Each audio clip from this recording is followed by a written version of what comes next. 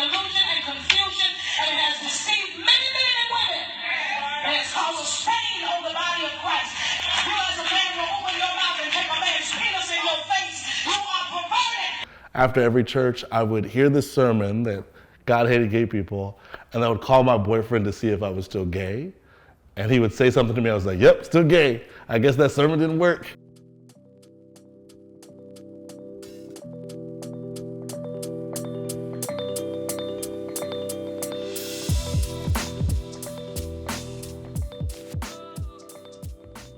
It took me a while to even admit to myself that I might be gay or could be anything other than what my parents and my family was raising me to be. Growing up around my cousins and growing up in schools where I was constantly made fun of, not because of my sexuality, well, because of my presumed sexuality, but what they were really making fun of was my gender. So I was a femme boy. I knew at 14 years old that I was gay, and so I knew I was gay. I knew I was different than everybody else in my family. Being a good black man was so important to me and what I was told.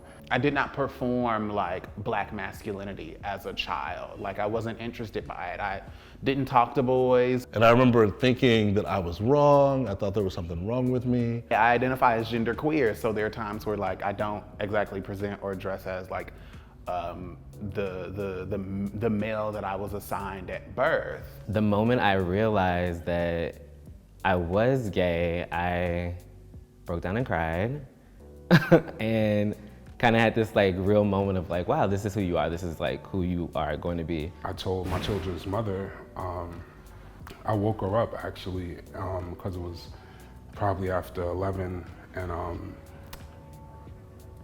I was like, I'm attracted to you and I'm also attracted to men. She cried about it, and she was really adamant about me still wanting to have children, because she was grandchildren are the children that we get to, have again because you're not a baby anymore. And I was like, okay, Mom, well, yeah, I'll still consider having children. My oldest son said, Daddy, he had a sad look on his face. And I'm like, what's wrong? This is a celebration. You go up to students and they tell you about the ancestor they're dressed up as.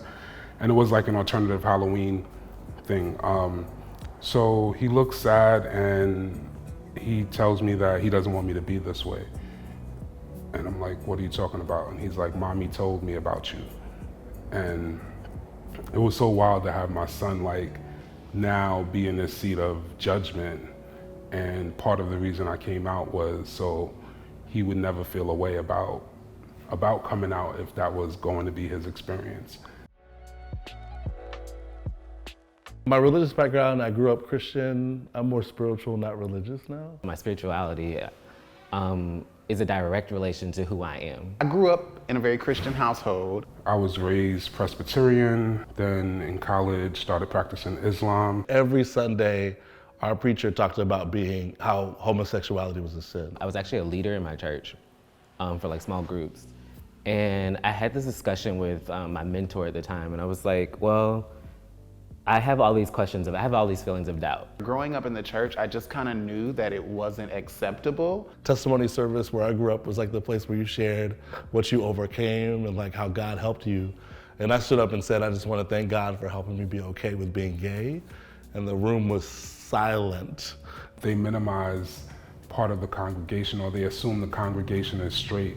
I think many spiritual leaders do that. And by doing that, you say that queer people, you're dead to me. And so you see this in black churches a lot. It's not only that God hates gay people, but it's this idea that you can't be sexual or sensual, or that you can't love your body, which for me is comes from this notion of slavery and how we learned to experience ourselves, black and brown folks in particular, from the slave mentality.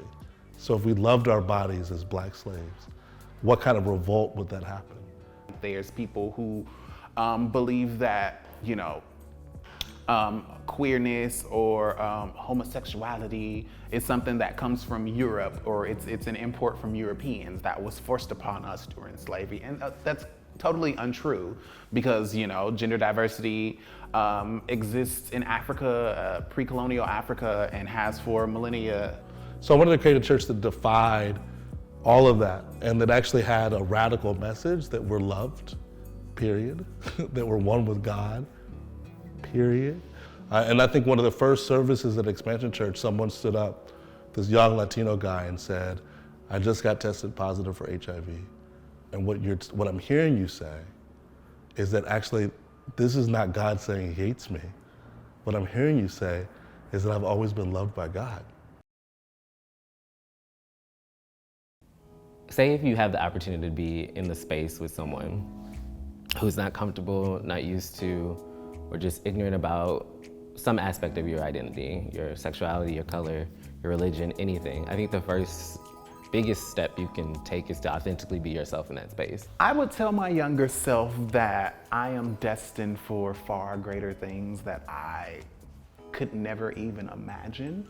Continue to be as silly and bold and ridiculous as he possibly can, because that's what people are gonna love him for. It's okay if you tried to Google Jamaican Muslim and gay and nothing came up. Like, you are the one, and you gotta learn how to be okay with being the one. Trust yourself.